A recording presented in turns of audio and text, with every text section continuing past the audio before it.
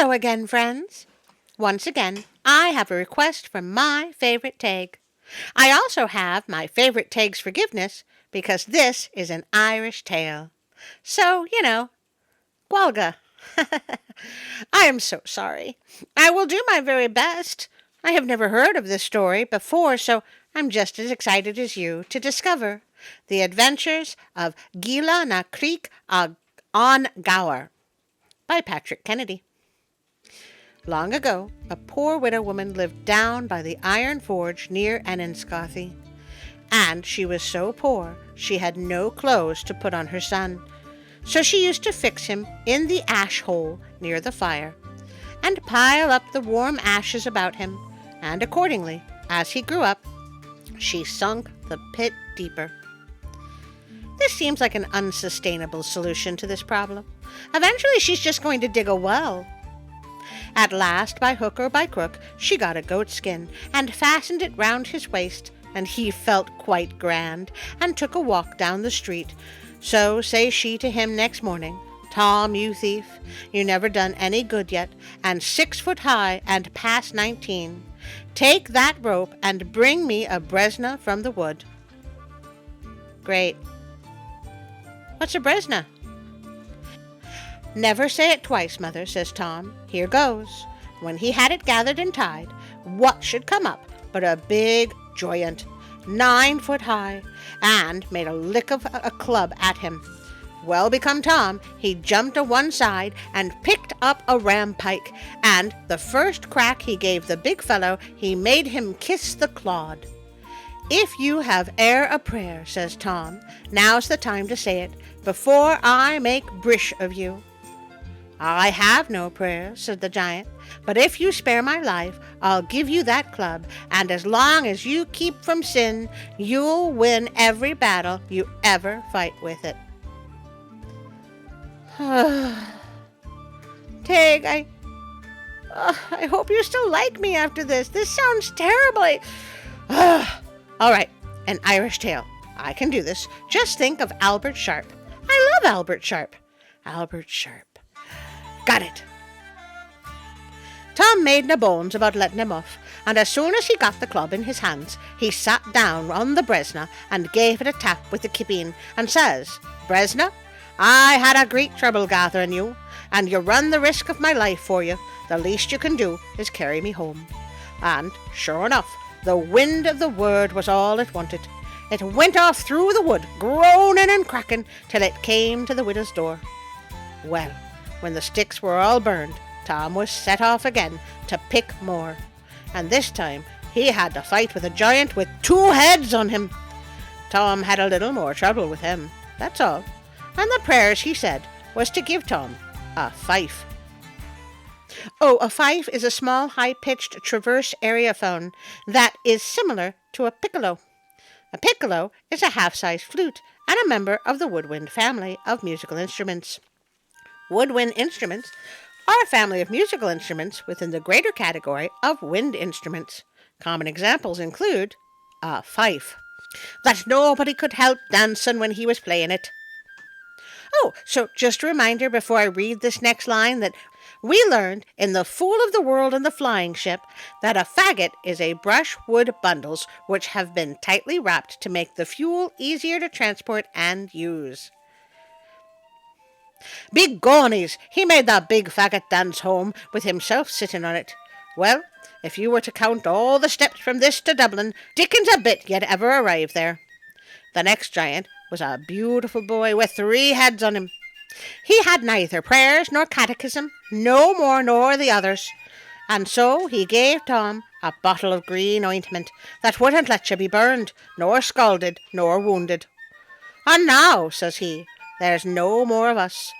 You may come and gather sticks here till Little Lunacy Day and harvest, without giant or fairyman to disturb you."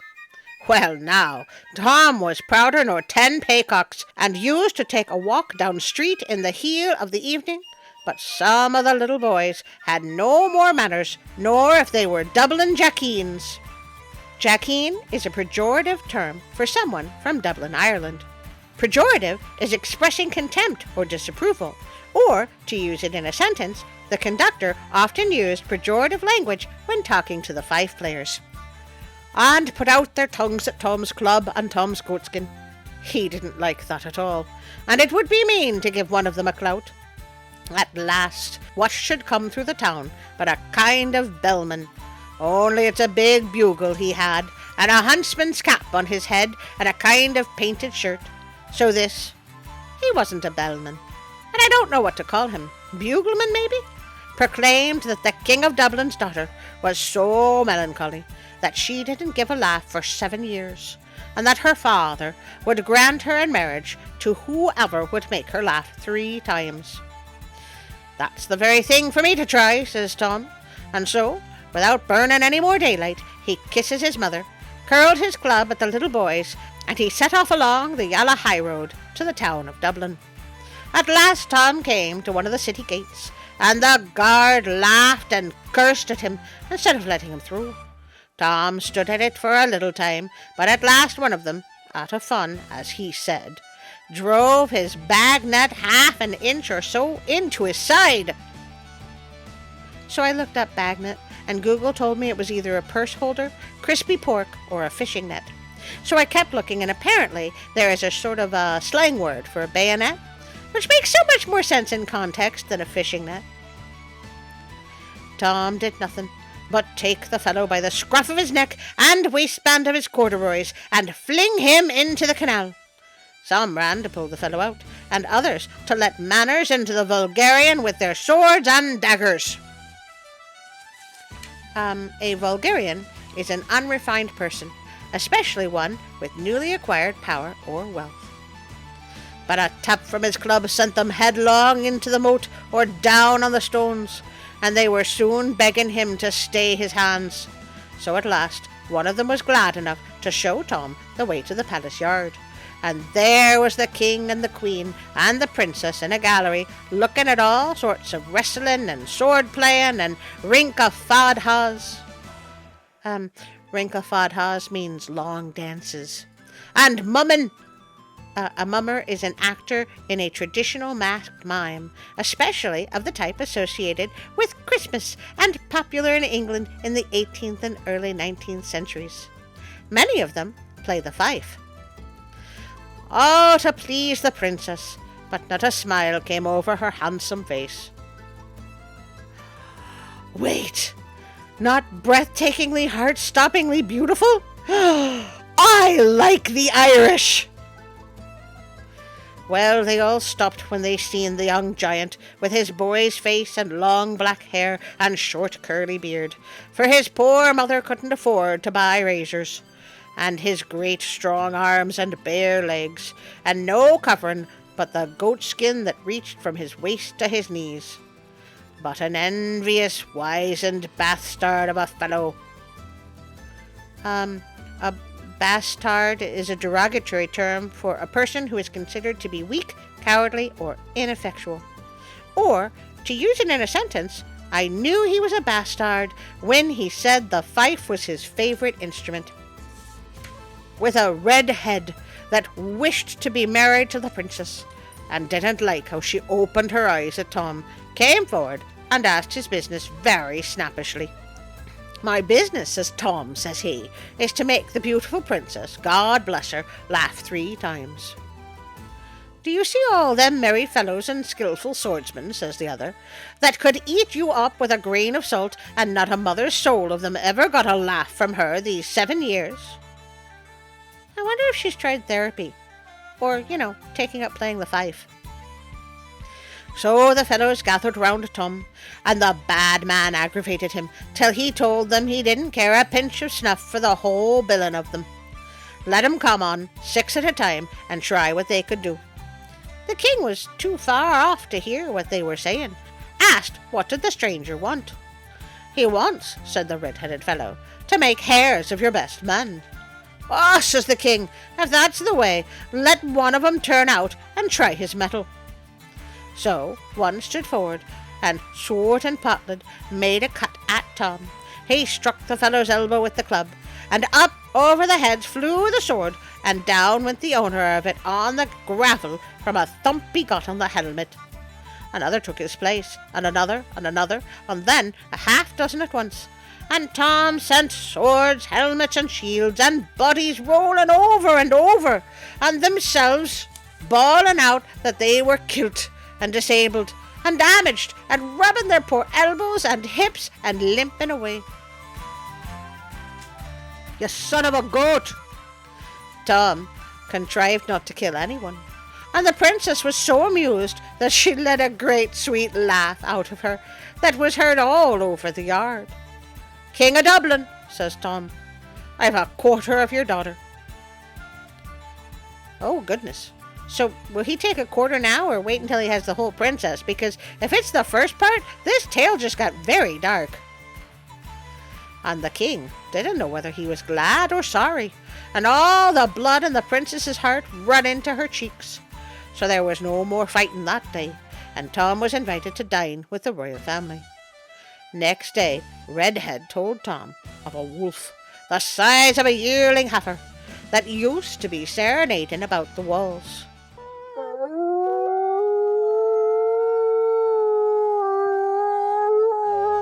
And eating people and cattle, and said what a pleasure it would give the king to have it killed. "With all my heart," says Tom. "Send a jackeen to show me where he lives, and we'll see how he behaves to a stranger." The princess was not well pleased, for Tom looked a different person with fine clothes and a nice green beard over his long curly hair. So, I'm pretty sure a bearded, that thing is a hat. Like something you would see on a gnome, I think. You know, Google just kept trying to autocorrect it to birth. And besides, he'd got one laugh out of her. However, the king gave his consent, and in an hour and a half that horrible wolf was walking in the palace yard, and Tom a step or two behind, with his club on his shoulder, just as a shepherd would be walking after a pet lamb.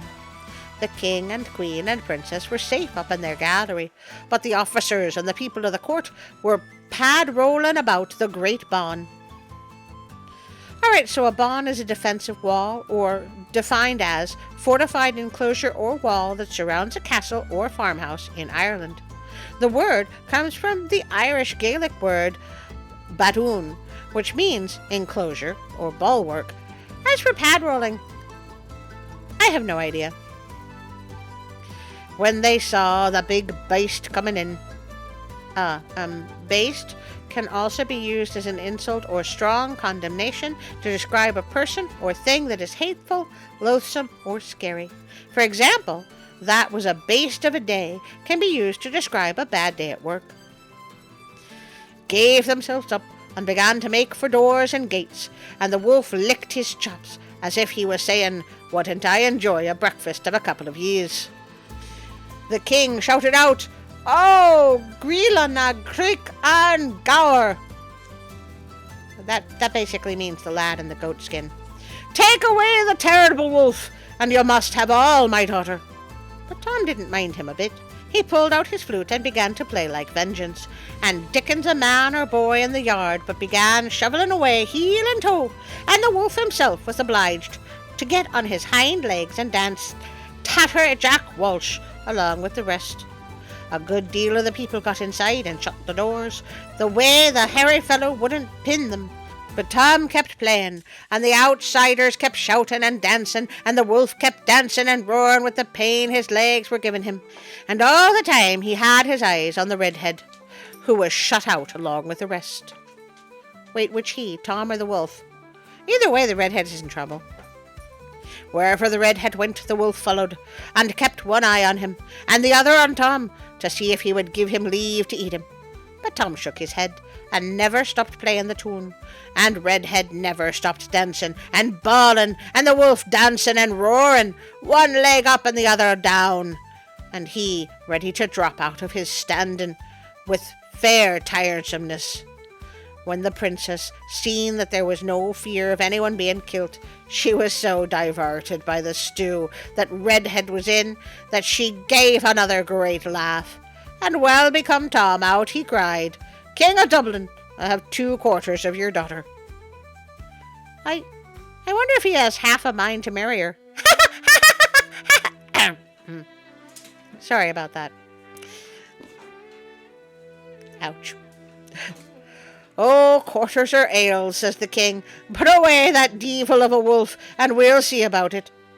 So Gilla put his flute in his pocket, and says he to the baste that was sitting on his currabingo, ready to faint, "Walk off to your mountains, my fine fellow, and live like a respectable baste, and if ever I find you come within 7 miles of any town—" He said no more, but spit in his fist and gave a flourish of his club.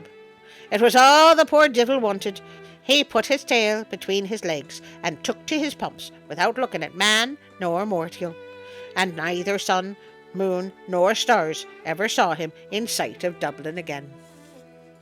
At dinner everyone laughed but the foxy fellow, and sure enough he was laying out how he'd settle poor Tom next day. "Well, to be sure," says he, "King of Dublin, you are in luck. There's the Danes murdering us to no end.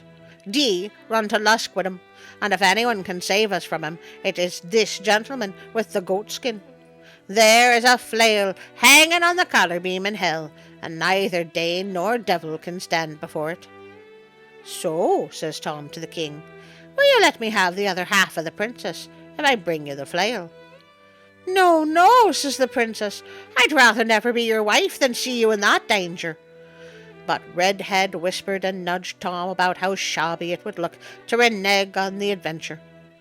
So he asked him which way was to go, and Redhead directed him through a street where a great many bad women lived, and a great many shebeen houses were open, and away he set. So I looked up shebeen. It's a place where alcoholic drink is sold illegally. You know, they probably have fife music. Well, he travelled and travelled till he came in sight of the walls of hell, and, bedad, before he knocked at the gates, he rubbed himself over with the greenish ointment. When he knocked, 100 little imps popped their heads out through the bars and asked him what he wanted. "I want to speak to the big devil of all," says Tom. "Open the gate." It wasn't long till the gate was thrown open, and the old boy received Tom with bows and scrapes, and axed his business. "My business isn't much," says Tom. "I only came for the loan of that flail that I see hanging on the collar beam for the King of Dublin to give a thrashing to the Danes." Oh, sorry, I got so caught up in the story I forgot to mention the Danes are an ethnic group and nationality that are native to Denmark. They are descended from a northern Germanic tribe that inhabited southern Scandinavia during the Viking Age and Nordic Iron Age. The Danes founded the Kingdom of Denmark. A famous Dane would be Hans Christian Andersen. You know, I bet he liked fife music. "Well," says the other, "the Danes is much better customers to me, but since you walk so far, I won't refuse. Hand that flail," says he to the young imp, and he winked the far-off eye at the same time.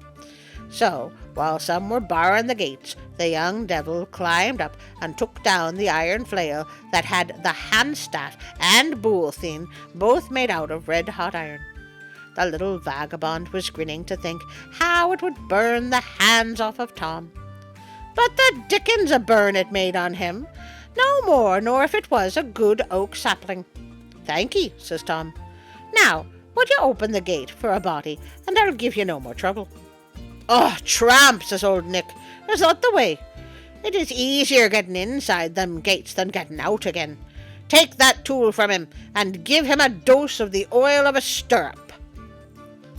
Well, isn't that just like a devil? All sweet and inviting to start with, and then wham! They act all evil. Should have expected it.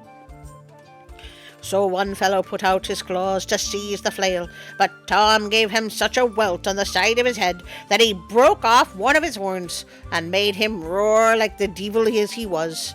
Well, they rushed at Tom, but he gave them, little and big, such a thrashing as they didn't forget for a while. "At last," says the old thief of all, rubbing his elbows, "let the fool out, and woe to whoever lets him in again, great or small." So out marched Tom, and away with him Without minding the shouting and cursing they kept up at him from the tops of the walls. And when he got home to the big bawn of the palace, there never was such a running and racing as to see himself and the flail. When he had his story told, he laid down the flail on the stone steps and bid no one for their lives to touch it.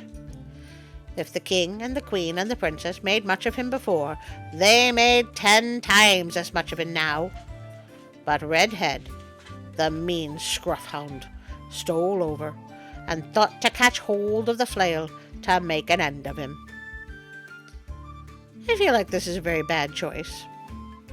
His fingers hardly touched it when he let a roar out of him as if heaven and earth were coming together, and kept flinging his arms about and dancing that it was pitiful to look at him. Tom ran at him as soon as he could rise, caught his hands in his own too, and rubbed them this way and that, and the burning pain left them before you could reckon one. Well, the poor fellow, between the pain that was only just gone and the comfort he was in, had the comicalest face that you ever seen. It was such a mixturum gatherum of laughing and crying, everyone burst out laughing. The princess could not stop no more than the rest, and then says Gilla or Tom, "Now, ma'am, if there were 50 halves of you, I hope you'll give me them all." "Aww, he's very sweet. I hope she likes him." Well, the princess had no mock modesty about her. She looked at her father, and, by my word, she came over to Gilla and put her 2 delicate hands in his 2 rough ones, and I wish it was myself was in her shoes that day. "Oh, she likes him! She likes him! Hey, Mikey, she likes him!" Tom would not bring the flail into the palace. You may be sure no other body went near it, and when the early risers were passing next morning they found 2 long clefts in the stone where it was, after burning itself and opening downwards. Nobody could tell how far. But a messenger came in at noon and said that the Danes were so frightened when they heard of the flail coming into Dublin that they got into their ships and sailed away. Well, I suppose before they were married, Gilla got some man, like Pat Mara of Tomanine, to learn him the principles of politeness, fluctuations, gunnery, and fortifications, decimal fractions, practice, and the rule of 3 direct, the way he'd be able to keep up a conversation with the royal family. Whether he ever lost his time learning them sciences, I'm not sure. But it's as sure as fate that his mother never more saw any want till the end of her days. Wow, that, what I understood of it, was wonderful. This is an amazing story. I can see why it's so popular. Thank you, My Favorite Taig, for having me read it. And forgive me, My Favorite Taig, for all the pronunciation errors. I also really hope that I made Albert Sharpe proud. He was such a fine actor. May he be laughing in heaven at the mess I made of this story. Well, now is the time I ask you to like, share, and subscribe. Please also leave a comment or request a story or tell me what pad rolling is or even just say hi. I just love to hear from you. I would like to thank Pixabay.com for the images and sounds and music and vectors and, well, everything they have there. It sure helps out my channel. If you would like to support me on Patreon, Instagram, or Facebook, there are links in the description below. Also, don't forget the notification bell, so you will know when I put out a new video. And of course, I couldn't do this without you. Your input, your requests, your friendship. I cannot thank you enough. And now a special thank you for my Patreon friends. Psst! Hey, Artie. Oh, hi, Larry. Is the cameraman around? Why do you ask? Well, we got a new Patreon supporter and a new moral supporter, so I was thinking, that it's time to film a new Patreon. Did you want to do it again? Yep. But, maybe we don't need to tell the cameraman. Larry, we would need the cameraman to film it. Yeah, I guess that's true, but maybe you could protect me? Anyway, we wanted to give a big old loving and heartfelt thank you to Robinson and Ida and Darren and Teresa and Bree Journay and wait, what? What did you just say? Oh, I figured it was somebody's name, so you was just mispronouncing it the way you always do. Thanks for that, Larry. Oh, you are very welcome, Artie. And Karen and William and my friends Josh, Colleen, and Callum and Celeste and Artie's mom and HW and Bernie and Mike from Japan and now also Kyla. And for moral support, we have Darla and also Alicia. You know, by joining our Patreon friends, you get access to bloopers and pictures that are done by the cameraman, and also more images of Rosie and Tiger. Artie, what are you doing? Oh, nothing. We're doing nothing. You don't have to come in here. Maybe you should say goodbye. Artie? Say goodbye, Larry.